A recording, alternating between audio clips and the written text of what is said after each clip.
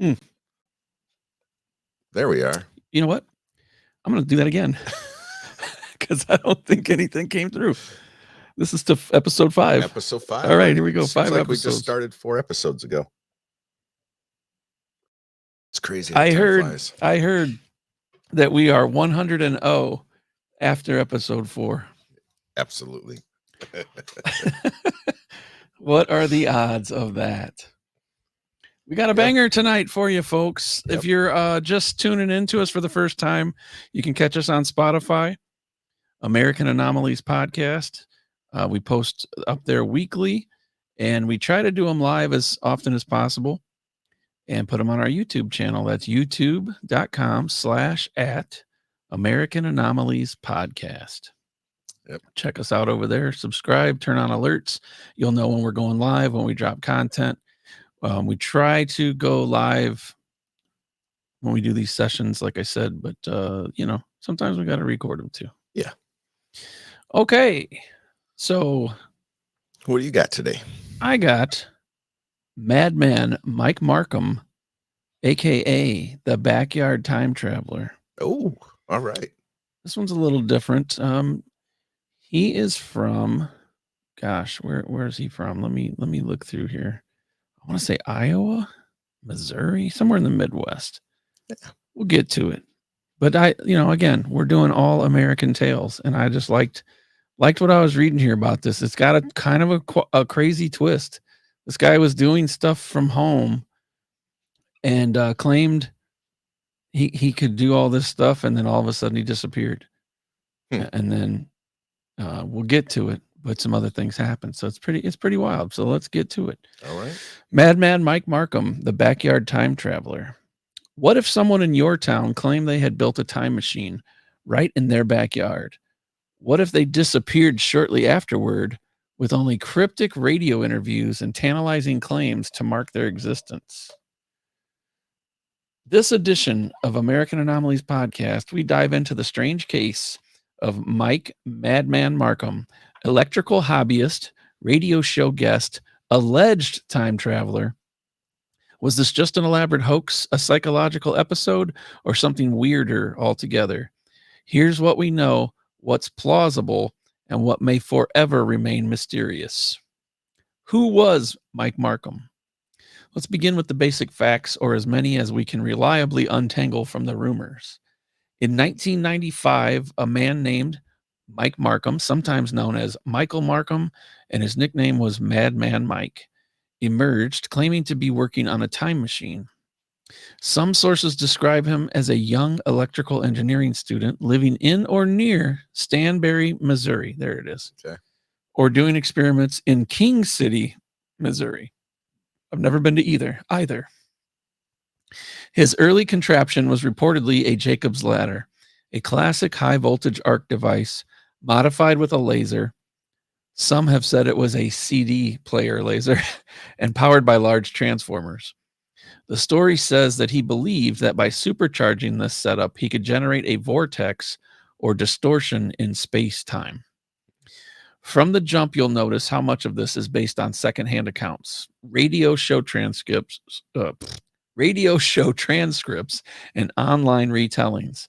There is no solid academic or engineering paper backing Markham's claims.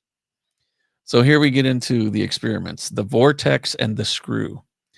Let's zoom into the more bizarre details. That's where things start to get weird. According to Markham and his supporters, he ran a test in which his device produced a small circular distortion, often described like a shimmering vortex about 8 inches across. This classic anecdote, Markham tossed a metal screw through that field. It disappeared briefly and then reappeared a couple of feet away.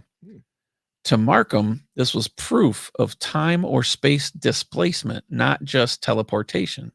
He then allegedly rebuilt a larger version of this machine, incorporating borrowed or stolen power equipment enough that he triggered power outages on the local grid. Oops. Reportedly, who's paying that bill? Reportedly, he borrowed or stole several transformers from the local utility company Borrowed. aka St. Joseph Light and Power in King City, Missouri. Shout out.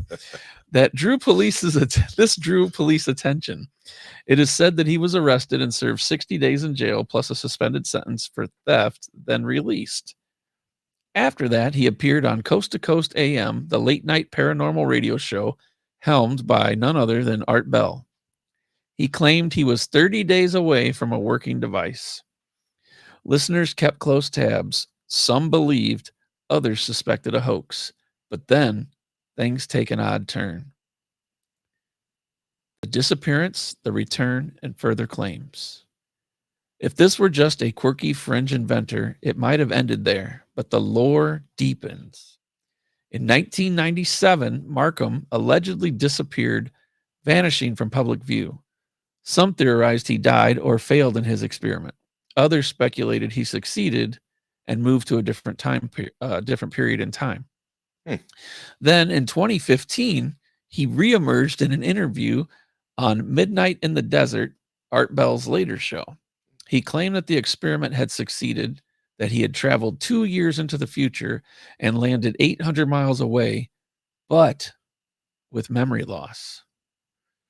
In that account, he said he had ended up near Fairfield, Ohio, in a homeless shelter, gradually recovering his identity bit by bit. He also claimed he had lost much of his equipment in a fire and was still to this day trying to rebuild it. More recent rumors reported that Markham posted in 2022 on a paranormal forum asserting he was alive, residing in Hawaii at one point, and later moving back to Ohio. He denied rumors that he died back in the 1930s in a tube, a bizarre urban legend, and said that earlier reports reported the quote-unquote redhead photos attributed to him were mistaken identity. So we're left with a puzzle. Did he vanish intentionally? Did he die? Did he actually execute time travel? Or is this all an elaborate myth evolving over time? Skepticism, plausibility, and theories. At this point, it's time to bring in some healthy skepticism, do you think? Yeah. And scientific perspective. Number one, lack of independent verification. There is no known peer review paper, no laboratory validation, or physical evidence supporting Markham's claims. Most of the data came via radio interviews, fringe media, or internet retellings. Number two, engineering challenges and energy requirements. Well, what do you mean? He was stealing off the grid. Time travel, especially backward time travel, is deeply problematic in physics. The energy and stability requirements for manipulating space-time, avoiding paradoxes, or creating a sustained, stable wormhole are enormous, by far beyond backward capabilities.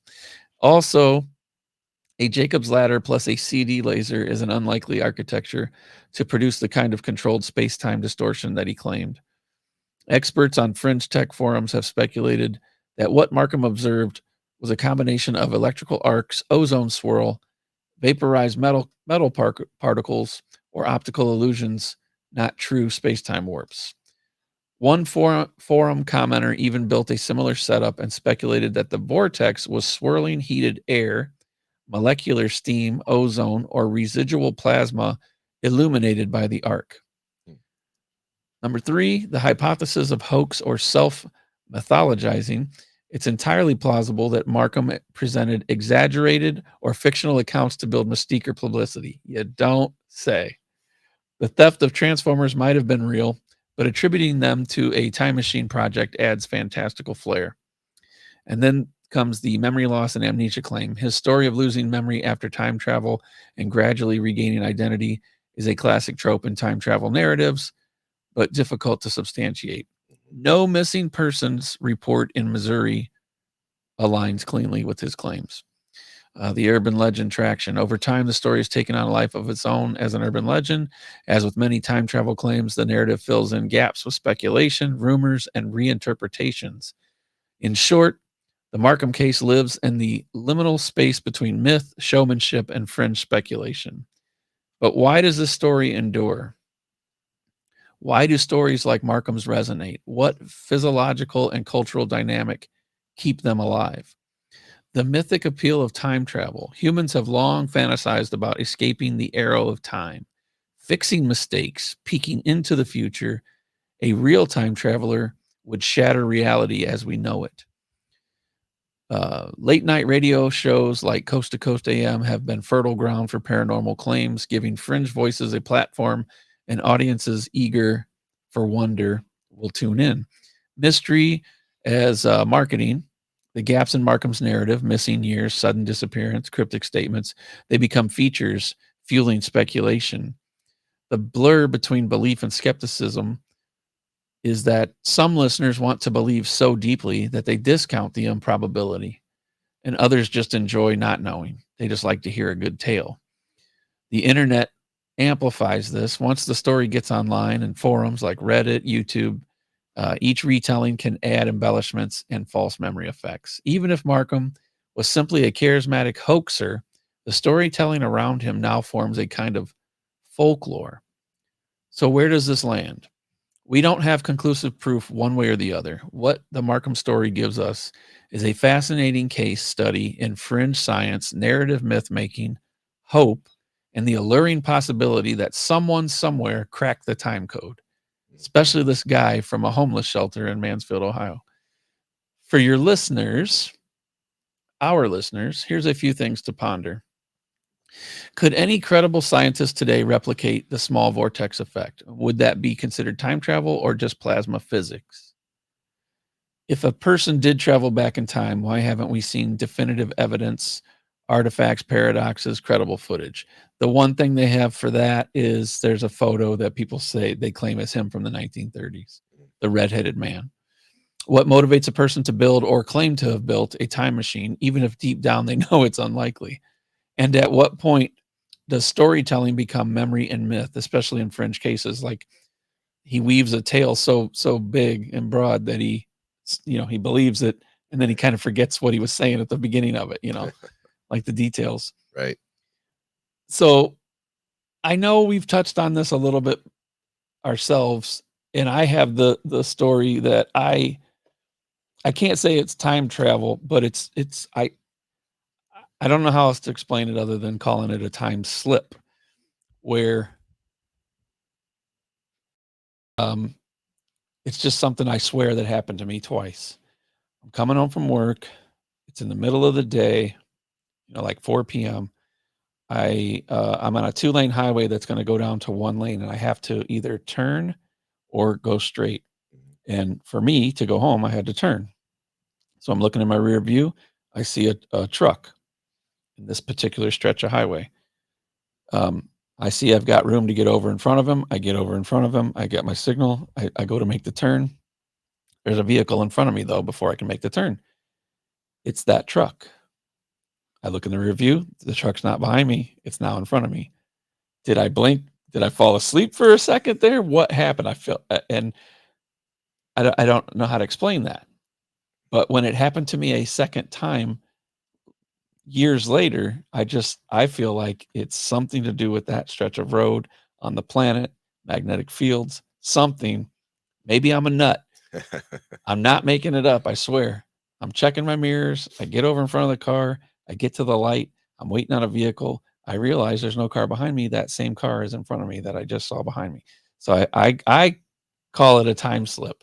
And I've only had a few things like this happen in my life, but when they happen and they seem so real, I feel a little foolish retelling it, but I believe it, Sure. like Yeah. maybe I was deceiving myself somehow. Maybe it was a similar car, or I don't know. I can put all those variables against it too. I can argue against it being true as well. But It I felt know it real. happened. Yeah. Yes, it felt real. Real to you in the moment, and still as you tell the story, retell it, then yeah. So maybe I'll end up in Ohio with my memory lost. Maybe. And then I'll get a trip to Hawaii. Hey, what better way to go? As long as you remember being there. Yeah. Well, I too have a disappearance and reappearance story. Nice. So let's travel back in time. And let's picture a high country November in Arizona. Air like glass, pines black against the sky, so clear the stars feel close enough to touch. It's 1975. and 7 young men finish a hard day thinning trees for a government contract in a place called Turkey Springs, out in the Apache Sitgreaves National Forest near the small town of Snowflake, Arizona. They pack into a beat up crew truck, the cab smelling of sawdust and diesel and sweat, and they rattle along a rutted road towards home. Then, there it is, a light in the trees that does not belong to any sun, any moon, any trucker's high beam, a light that hums, a light that makes the hair stand up on their arms. So they stop. One of them opens the door. He's curious in the way that 22-year-olds can be, reckless in the way only a soul who hasn't yet learned the limits of the world can be. His name is Travis Walton. He walks towards the glow, and a moment later, a beam from above rips him off his feet. His friends panic and bolt. When they return, just a few minutes later, he's gone. And for 5 days, Travis Walton disappears from the face of the earth. Well, we tell this story not because everyone agrees on what happened, or far from it, really. We tell it because it has lodged itself in the marrow of American folklore, because the mystery of those 5 days refuses to release us, and because, nearly 50 years later, we still argue about what was real that night among the ponderosa pines. Was it an encounter with something not of this world? Was it a hoax born of desperation and a behind-schedule logging contract? Was it fear and suggestion, or the strange tricks of memory under stress? The Travis Walton story lives where courage and doubt collide. It asks us what we will believe when the unknown leans in close. So, let's begin before the beam. Before the breathless headlines and the lie detector charts, there was a small town crew trying to make a deadline. The work was punishing, thinning 1,000+ acres by November, with winter nipping at their heels and morale thinning right along with the trees. On paper, the contract was in trouble. Inspectors had already doubted they could finish by the looming date, and fines were possible if they didn't deliver. All this mattered later, in the glare of suspicion, when motive was weighed like timber on the scales. But on that afternoon, it was just 7 men and a long ride home. There was also the cultural weather of time. The early and mid-1970s bristled with UFO fascination. Just 2 weeks before the incident, NBC aired the UFO Incident, a primetime dramatization of the Betty and Barney Hill abduction, the first widely publicized account of its kind. It seeded imaginations nationwide with the image of a motorist stepping into the woods and confronting a light from above. Skeptics later argued that such imagery could set a stage in someone's mind. Believers countered that lights in the sky need no television to be seen. Both things can be true. Ideals travel, and sometimes lights do appear. Travis, by accounts, was bold and curious, keen to talk about the possibility of contact. In interviews, in his book, and in decades of conference appearances, the picture emerges of a young man who did not run from the unknown. That's the kind of man who steps out of the truck when all others call him back. That's the kind of man who, when a strange glow breathes between the trunks, walks towards it. So, let's go to that night. The crew rounds a bend. A metallic disc, so one account has it, hangs no higher than the tree crowns. The clearing bathed in an unearthly amber. Some of the men hear a high-pitched tone, a low rumble you could feel in your bones. Others simply feel the gut-deep certainty that something impossible has stepped into their world. Travis is out of the truck before it fully stops. He approaches, head tipped back, blinded and enthralled. Then the beam hits him, blue-green in some tellings, a sudden piston of light that lifts and flings him. The driver slams the truck into gear. Adrenaline grabs the steering wheel. They tear away, shouting, breathing, burning, until the shame and fear tug them back. They can't just leave him. They return in minutes. The clearing is empty. No glowing disc, no Travis. Only the echo of their own voices calling his name into the trees. A search begins as the night deepens. The sheriff is notified. Flashlights rake through the brush, boots stamp down grass, and questioning arises. If not the light, then what? The next morning, and the next volunteers comb the vastness. A helicopter joins in. Dogs sniff. There are no scuffs, no blood, no body. Only a missing man and a story that sounds to many ears like a shield raised against something darker. Rumors multiply. A fight in the cab, a prank gone wrong, a hasty burial beneath pine duff. The crew, under suspicion of murder, line up to take polygraph tests. Imperfect science even then, yet the ritual of truth-seeking that the era demanded. The results, argued over ever since, would become part of the tapestry. Some passes, some inconclusive, a tangled weaponized by both sides. In the meantime, another narrative stirs the pot. For skeptics, the timing of an overdue contract matters. Forest penalties loomed. An act of God clause could excuse delays if something extraordinary intervened. What is more extraordinary than a man plucked from a saucer's beam? Perhaps, they argued, the abduction was a story crafted to beat the clock. Perhaps a simple light, say from a fire lookout or a light or a high-intensity lamp, played the role of the spaceship. Bravado did the rest, and 5 days of hiding tied to a neat bow.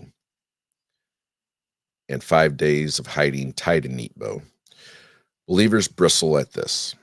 They point to the men's raw terror, to years of consistent testimony, to the fact that fear and grief ring differently than fakery, and around the argument circle. 5 days and 6 hours after the beam appeared, a phone rings at a small gas station in Heber. A man, weak and confused, calls his sister. He's found crumpled near a phone booth, starved and filthy, with a beard that hadn't been there before. It's Travis. He's back. He speaks of pain. He speaks of a light that carried him away. Soon he's whisked off to be examined, to be shielded from a press corps that had already sharpening their pencils to begin the long work of answering questions that never stop. The world wants to know, where were you? Who took you? And what did you see? In the first fragmentary accounts, Travis describes walking on a table beneath a low ceiling, a heavy, humid air pressing down like a fever. 3 beings standing nearby, small, pale, bald, their eyes too large and their expression is unreadable. He panics. He grabs a slender tool, swings it wildly, drives them out, then stumbles through corridors that curve like the inside of a seashell into a chamber where the stars seem to have moved with a lever's touch. Soon, human-like figures appear, tall, fair-haired, silent in tight blue uniforms, faces that are almost kind. He's pressed to a table again. A mask descends, the light fades, and then he was back on Earth, shivering, and the craft rises like a darkened moon. You may find this vision unsettling or thrilling or absurd, but for the story's power, your reaction matters less than the fact that Travis told it and kept telling it, and not as a campfire tale, but as the defining trauma and wonder of his life. He poured it into a book, The Walton Experience, in 1978. Hollywood later poured it into Fire in the Sky, a 1993 film whose abduction scenes many viewers will never forget, and whose liberties Walton himself lamented. The film's nightmare chambers, in its viscous cocoons and eye needles, were crafted by artists and executives to terrify. The real story, he said, was stranger and quieter in other ways. The film gave the legend wings. It also burned it with shadows that weren't in his memory. When a man returns from the impossible, the world arrives with clipboards and microphones. Law enforcement had already been there, of course, with their search grids and suspicions.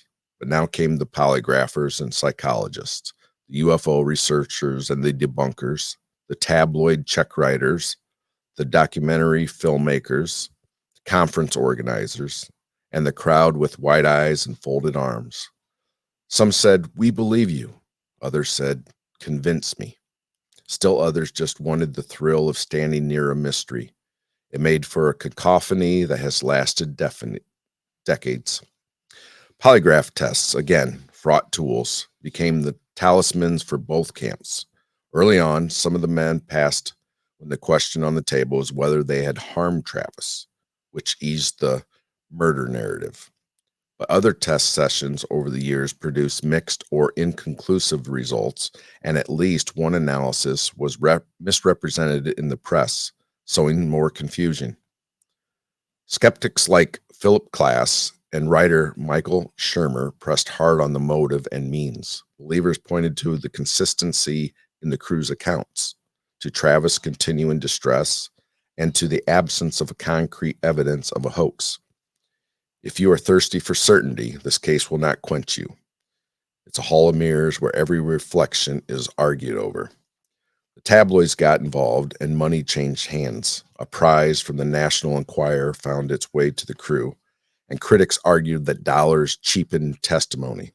Supporters countered that accepting the money after the fact doesn't rewrite the events of the night. The truth is messier. High profile stories attract cash and skepticism in equal measure, and anyone at the center of such a storm will make choices that look unwise to someone else.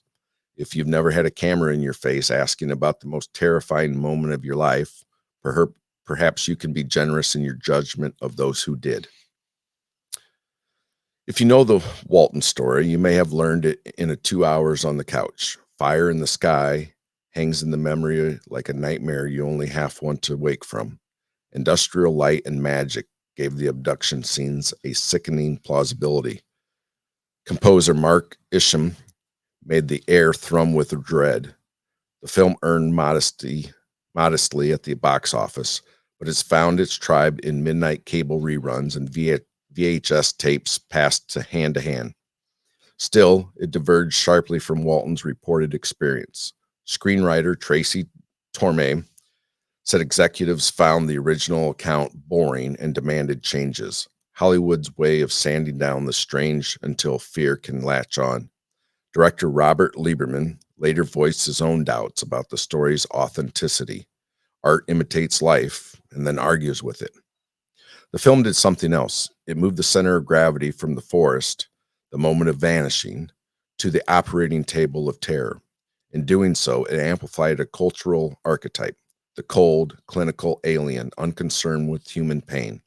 That imagery,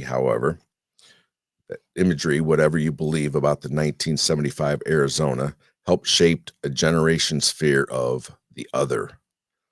Walton had spent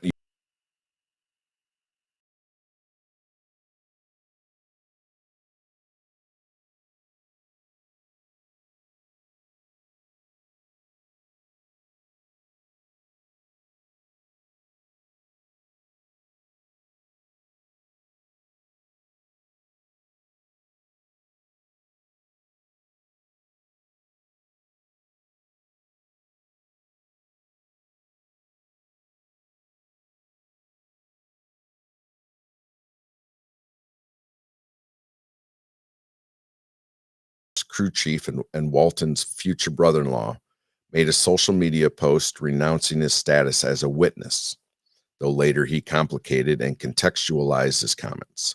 Researchers have suggested that a fire's lookout spotlight could have created the beam illusion. Skeptics also point to family interest in UFOs and to moments of calm from Walton's mother as signs of foreknowledge rather than shock. Each of these elements build the skeptic's scaffold. Or could it be true, at least as Travis experienced it? Supporters find strength in the initial rawness of the crew's reaction, in the immediacy of the missing persons investigation, in the fact that men exposed themselves to polygraphs, and in Walton's decades-long consistency under relentless scrutiny. They note his willingness to submit to interviews that weren't always friendly, to sit on stages where he knew half the audience arrived unconvinced. They view the absence of hard proof of a hoax, no staged rigging found, no confession that holds water, as significant. And they ask a human question.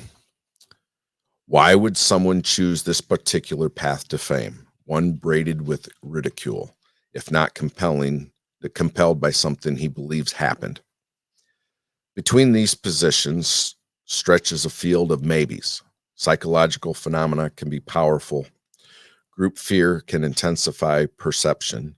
Memory can rearrange, and trauma can carve channels where certainty once flowed.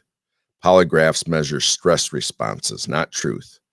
They can exonerate and implicate depending on the rhythms of a heartbeat. Fame, contempt. So can the need to mean something in a world where we are all mostly small.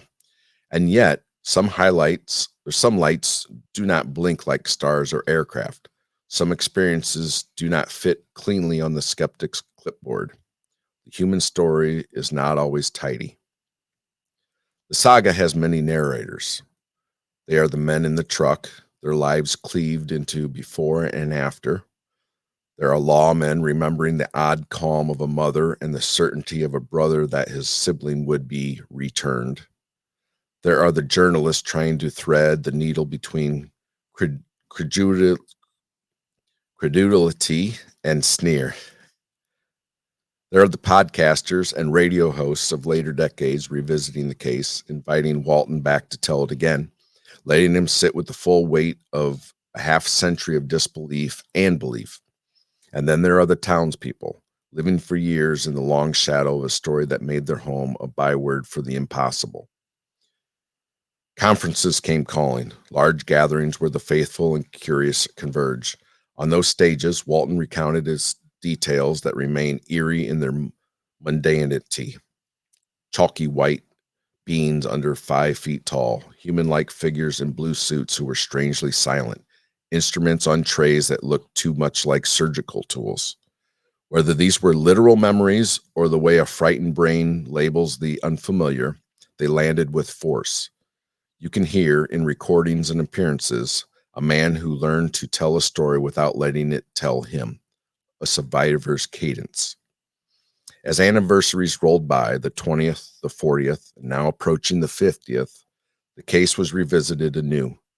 Documentaries were made, like Travis, the true story of Travis Walton, with interviews of crew members and investigators. Long-form podcasts hosted him. Even mainstream programs returned to the old questions with a new palette of skepticism. In 2025, some commentary sharpened again, spotlighting inconsistencies and renewing debates over financial incentives, adding the internet's accelerant to the fire that never truly went out.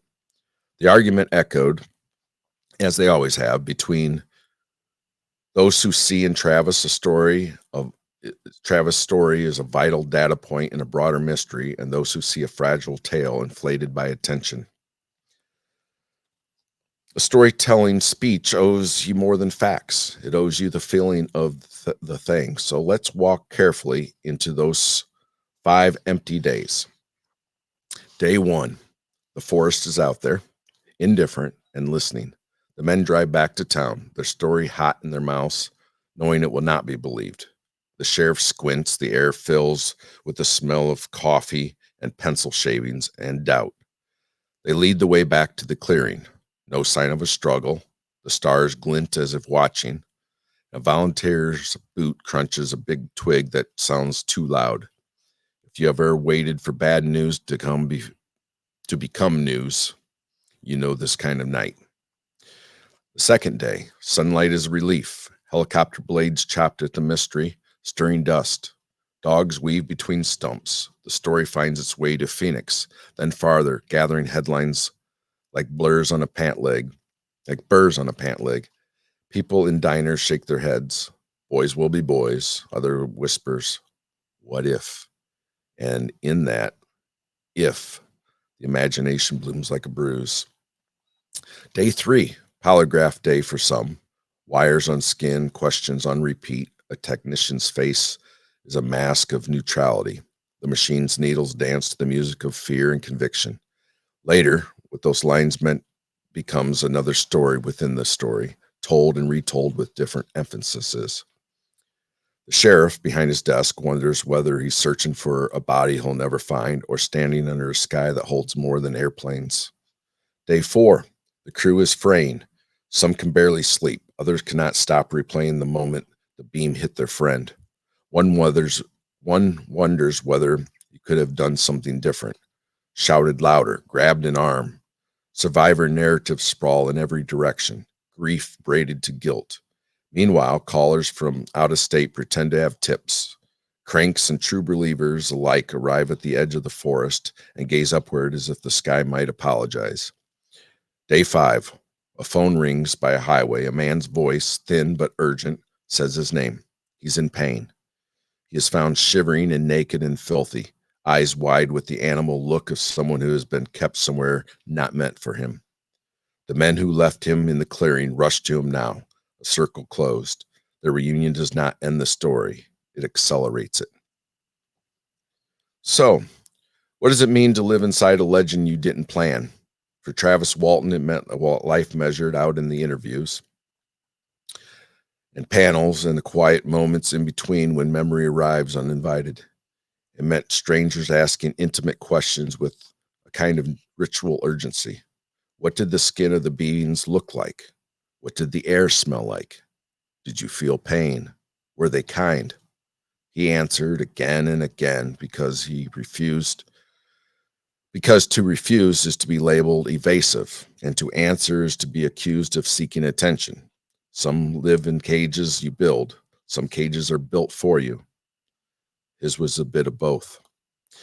It also meant being a mirror to other people's stories. After talks, people would line up to whisper their own nights of light, their own missing hours, their own monsters in the ceiling cracks. In telling, a kinship forms, less about proving and more about being heard. You can be cynical about that, or you can see in it the human need to pin the inexplicable to words. The fact that conferences continue to sell tickets, that documentaries still find audiences, that podcasts still book them, say less about a con than about a hunger. We want to know that we are not alone. We want to know what can happen when the world slides sideways. So let's take note where we are. The skeptic's ledger. On it, the timing and the motive. The logging contract was behind schedule with penalties possible. An extraordinary event could, at least theoretically, invoke clauses or buy time.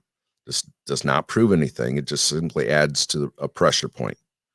The cultural priming. The Hill abduction dramatization aired nationally just 2 weeks before. Familiar images concede expectations, especially in an era awash in flying saucer lore. Witness reliability. People can be wronged in good faith. Memories distort, especially under stress. Group dynamics complicate individual recall. What one person says, another begins to remember. Alternative illusions. Later researchers proposed that a fire lookout tower's light, and others terrestrial sources might have created the beam effect seen from just the right angle. Skeptics argue no alien craft was required to produce that moment. The mixed test results and the publicity. Polygraphs are not truth machines. Results varied over time. Money from tabloids and films flowed, inviting the charge of profit motive.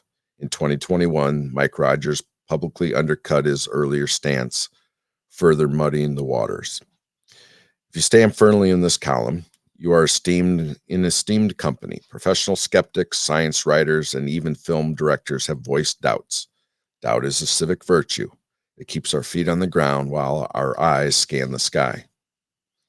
Now, on the believer's ledger, this is not empty as well. The immediate reporting and the search. The men did not slink home to craft a tale. They reported a missing person at once and joined a search that drew helicopters and hounds. That is not not the usual posture of cover-up. Emotional texture. The crew's fear, by multiple accounts, felt raw, unscripted. It is devilishly hard to fake the kind of panic witnessed in those first hours. Consistency over decades. While details have been debated, Walton's core account has remained remarkably stable over time in books, interviews, and lectures. An odd choice if one were, year after year, keeping a lie aloft. Human cost. Fame is not a simple currency. Alongside book sales and film options come ridicule, lost privacy, and the erosion of ordinary life. That trade does not appeal to most. If you stand on this side, you're joined by researchers, experiencers, and a wide swath of public from whom the world is big enough to hold both skepticism and wonder. They argue the case's enduring power lies in that first irreversible fact. A man was missing for 5 days, and when he returned, he carried a story that fit no easy template. The community that lived with this. We often forget the setting, Snowflake and Heber. Communities carry stories that the way forests carry wind. For decades after, people knew the men, shared pews and barber chairs, had to choose how to greet them. Some chose suspicion, a weary, tight-lipped hello. Others chose kindness. A celebrated radio documentary captured that limbo vividly. Living among neighbors who doubt you, or who pity you, or wish you would move away so that the town could be itself again. Legends do not only belong to those at the center, they belong to the place that must absorb them. What we talk about when we talk about Travis Walton. Let me tell you what I think we're really talking about when we talk about Travis Walton. We're talking about risk, the kind housed in a young man's decision to step towards mystery when every sensible friend says don't. We're talking about fear, the kind that rips a truck into flight when a beam lifts your friend like a rag doll, the kind that holds your hand to a polygraph sensor, steady or shaking. We're talking about memory, unreliable, heroic, fragile, the way a brain tries to make a map of the unmappable. And we're talking about story, the human attempt to bring back something from the dark, truth if we can get it, meaning if we can't. If you demand proof beyond doubt, biological samples, trace radiation, independent recordings, the Walton case will disappoint you. It has none of the forensic flourish to which modern audiences are trained to genuflect. But if you ask what the story is meant, culturally, psychologically, then its resonance is undeniable. It changed how the 1990s imagined abductions. It kept UFO conferences in business. It seeded entire subgenres of film and television.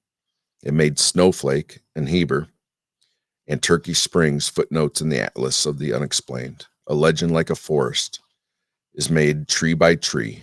This one is towering. So as we approach the 50th year since The Light in the Trees, the debates have not cooled. They have evolved. New podcasts and interviews ask old questions with new vocabulary. UAPs instead of UFOs. Disclosure instead of cover-up. Some recent commentary leans harder into skepticism, revisiting the financial and narrative incentives with fresh emphasis. Yes, Walton still speaks, still tells the continued story that cleaved his life, and audiences still come. Perhaps because the mystery sits at the seam of two American longings, one to be chosen by something greater and the other to be believed. But how should we listen? I offer 3 suggestions. First, listen with humility. If you weren't in that forest, don't be too certain what happened there. Certainty is a luxury the events themselves have never afforded us. Humility makes room for a reality that may be stranger or simpler than we prefer. Second, listen with empathy. Whether you believe Walton or not, he is a human being who has lived a very public life under the weight of an extraordinary claim.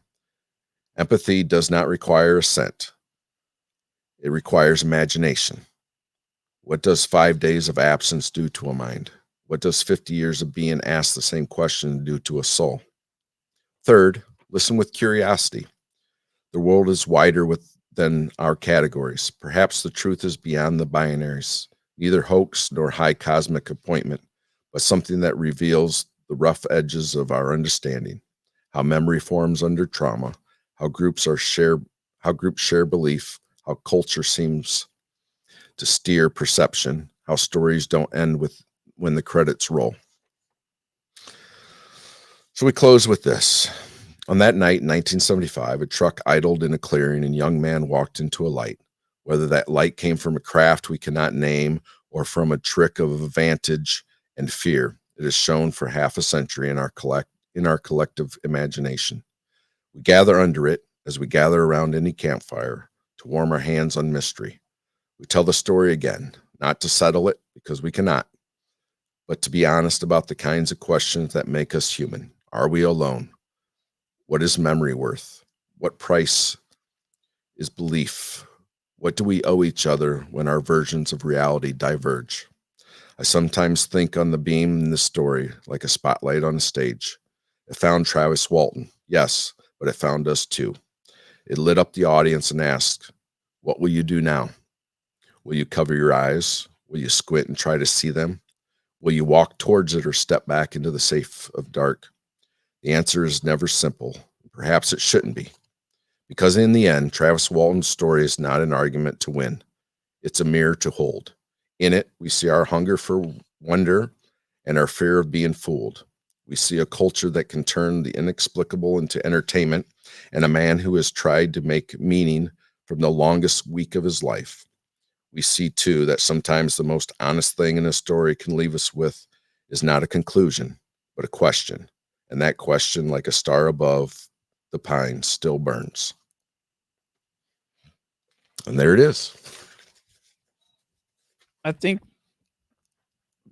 one thing that jumped out at me about this, because that was really, really good detail about things. And it gave you viewpoints of the believers and what skeptics would say, right? Mm-hmm. And I think this is one of those times where if I tell you a story today and it's this big deal, it's this unbelievable tale, and 10 years from now we revisit it, and all these other things have gotten in the middle of the day that I told you and that day that we revisit it. Mm-hmm. I really feel like I don't know that I feel sorry for him, but I feel some empathy that he came forward with this tale. And like it said, it was risky for him to do, Mm-hmm. but these guys took lie detector tests and they were very consistent in their storytelling. Everything was, as far as anybody could tell, they were telling the truth, their truth. Right. Years go by. Obviously, there's no way to quantify it, to prove it. There's no technology. You could scan an area and say, okay, yeah, there was a UFO here, whatever. I feel like the part that connects with my, I guess, some type of emotion or sadness or empathy or something about this is when they made the movie and somebody decided to turn it from a documentary to tell his story, because maybe he told a convincing enough story that somebody said, let's make a film about this, Right. to somebody else stepping in and saying, well, we need to make money on this, so let's Embellish. let's right? embellish, Yeah. let's make it of this big elaborate thing. Let's get Industrial Light and Magic, for Christ's sake, who made Star Wars. Let's get them involved. Let's do some special effects rather than tell his tale and revisit those moments as vividly as possible. They sensationalized it and had the guy, like, he was wrapped in like like those bags you put on a roast to put in the crock pot. Like, he had that. There was those scenes where he was like suffocating, and then they had these crazy pieces of equipment holding his eyes open and stuff Oh, shoved in right. his throat, and Mm-hmm. like Terrifying. terrifying moments, and you're seeing it on the screen and you're shitting yourself watching it, but it's like, I don't know if that's really what he was trying to get you to see, per And se. yeah, and Travis said that didn't happen that And way, it but it makes hurt. for a good movie. Exactly. Mhm. And it hurt his credibility. and his story. Yep. And he even acted in the movie. In case anybody's wondering, he plays a citizen in the movie. You can look up an image of him on Google or whatever, and then go watch the movie and find him in it.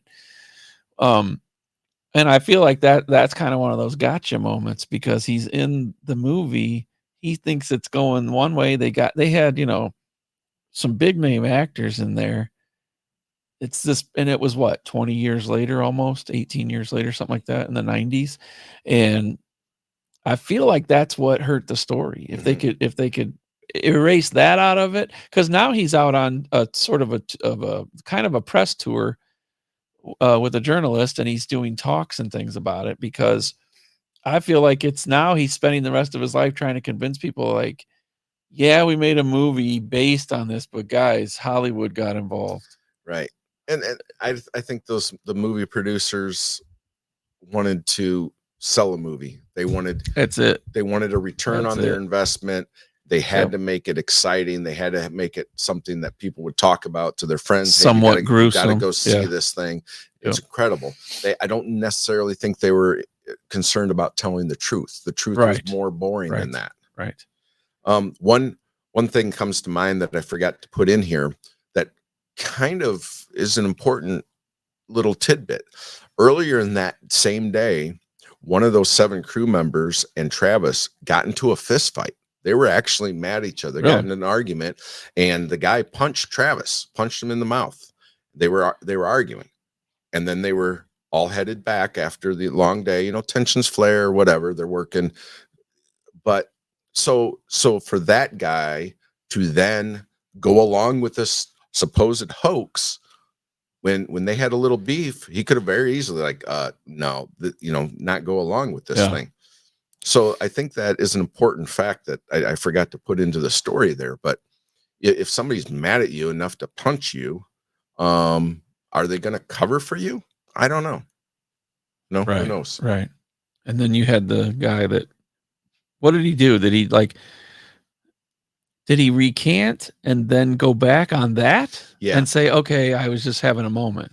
Yeah, well, I think that pressure of the scrutiny gets to a lot of people. So he just finally said, okay, I lied. Yeah, whatever. Just leave me alone. Just, that's fine. I didn't see what I saw. Just you're right. It didn't happen. But then the guilt of doing that to his friend. Yeah. Of lying to get the heat off yourself. He's like, no, so I get it. Yeah. I've never been in that position, but I can understand if your life is, everybody's side-eyeing you, your life, and half the people you run into think you're a liar. Yeah. We want that heat off of you. Yeah. There's been these few moments in my life that seem so real to me that I want to tell somebody, but I do feel kind of foolish, because I do understand there's going to be skepticism, and somebody's going to say, you just imagined it, or you're making it up. And so sometimes hearing other people's tales and legend and things, it kind of inspires me to go ahead and tell my story, my truth too, because there's just some things you see in life, and some people they're not sympathetic to the vibrations of the universe around them. Some people just don't want to even tap into that. They don't want to think about it. We talk about you and I were talking about the brain, the gut being, people say trust your gut, right? And they say the gut is like a second brain. It's like it's like your head has a brain, obviously, that's running the show, but your body has a brain that sort of feels everything. Like, think about energy. When you're arguing with somebody and they're yelling at you, or like you said, a physical altercation, it's physically coming into you. There's something that processes that energy. Sure. People say that about your heart too. Listen to your heart, Right. And it passes information to the brain that inside you understands somehow, some way. It's able to disseminate that information. People say when you get stressed out and you have things hurt, and different things can affect your body. So it's like your body has it's weird. It's like two minds working together. It's like there's a little pilot up there driving the big machine around. But you can trust your instincts with a lot of this stuff, I guess is what I'm trying to say. And there's so much more out there that we don't understand about the human mind and the body and how they correlate together. And I really feel, and I've said this before and I'll say it again, I really feel like it's untapped potential that if we can learn how to harness that or at least tap into it a little bit, we would be able to communicate on such deeper levels with not only each other, but but everybody, Mhm. you know. And there's people that don't want to look at that. They don't want anything to do with it. Right. And sometimes there's things that happen and there's things that go bump in the night and there's things that move in the shadows that aren't necessarily against you or bad, but it's happening around you because energy never stops once it's just only created, you know. Yeah. Changes forms, right? Yeah, that's it. So Right. I tend to want to believe that he did see something and have something happen. Yeah, who knows? I want to believe. Right. I want Yeah. to. Yeah. However, since he originally said that tale, you've had so much skepticism and so many TV interviews and so many people against him. And then he finally breaks through to do a film and they kind of, for lack of a better term, fuck him over and say, we're going to tell your story inside of this Hollywood woven tale. And it just, to me, it took the thunder out of everything he was trying to accomplish. And that now I feel like it's changed his narrative to where he's got to always refer to that to get it out of the way and get it out of your mind so that he can tell you his truth. And I can't blame the guy. No, not at all. If Hollywood comes calling or Right. anybody with a checkbook and says, totally. hey, tell us again what happened, and here's a check, Yeah. and we'll write. I mean, what happened to you Right. happened to you, and Right. if somebody's willing to give you some money for it, maybe he was shut out of other work and people just didn't believe him or Yeah. called him a liar and untrustworthy. So maybe this is a way for him to make a little money for his family too, Right. and after the fact.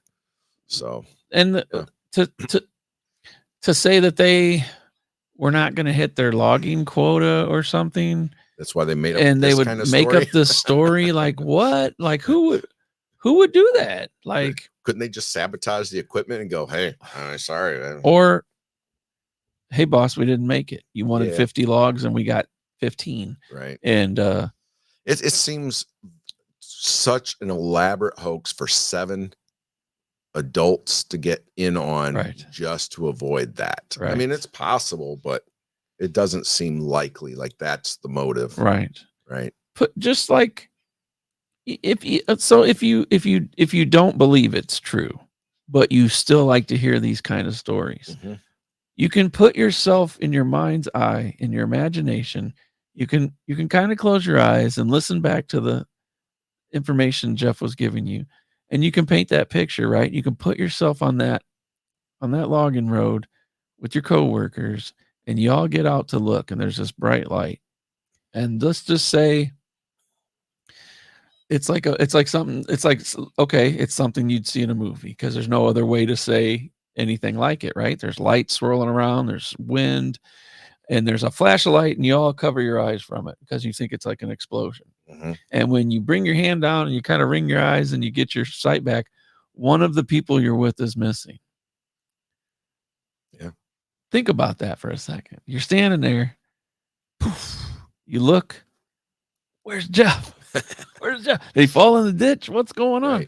Right. And after a while of searching in the dark, we got to go get help. You just resort to kind of giving up in the moment and saying, we're going to go get help. We're going to go tell somebody what's going on. You run to town or run back to the camp or whatever it is. You say, he's gone. We don't know where the hell he's at. So they, when he first vanished, the rest of the guys in the truck that didn't get out, they're like, we're getting out of here because we don't want to get snatched too. We're out of here. They get a little bit down the road and they're like, we can't leave Travis. We got to go back and get him. Because they can't believe that he'd be gone. So then they go back and they can't find him. Nowhere to be found. Then they bring it out, and then the rest is history. So. Right. So even if let's play devil's advocate now.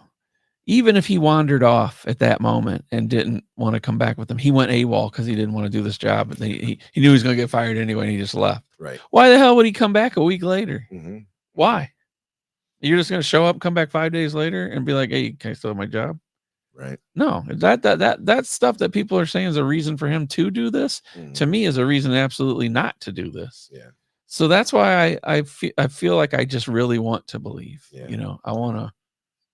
Yeah, who knows? I want to have him come on here with. I want to have him over. Let's just have him over. The mystery persists 50 years later. Yeah, it's a really gripping tale, and he's not the only one. Mhm. It's just that there was so much consistency with his group of people that, you know. Yeah, a lot of times there's not that many witnesses. You know, Yeah.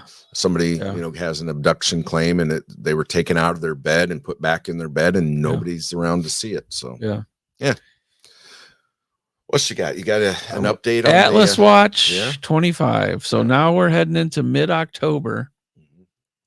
They finally got some clear pictures of it, and guess what? It looks like a bright light, a little star, just like any other rock in the solar scape. We don't have those super clear photos yet. It's still got to come around the sun, next month or something. But everything's clear as mud. It's like when you see Bigfoot, it's like somebody took the video with a potato. Yeah. And shake. They show you a picture of a dark space with like 7 white dots, and they go, yeah, it's that one right there. Yeah. That's what we got so far. Excellent photos. They can see it. Right.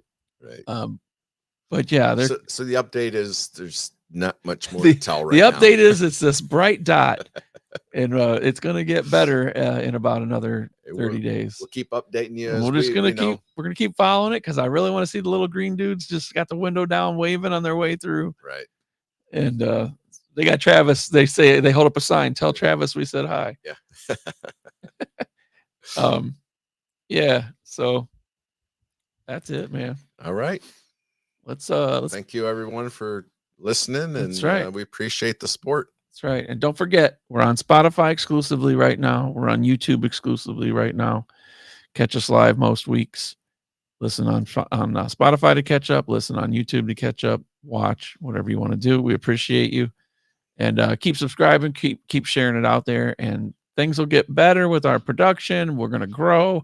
You're going to come with us on the ride. We're just trying.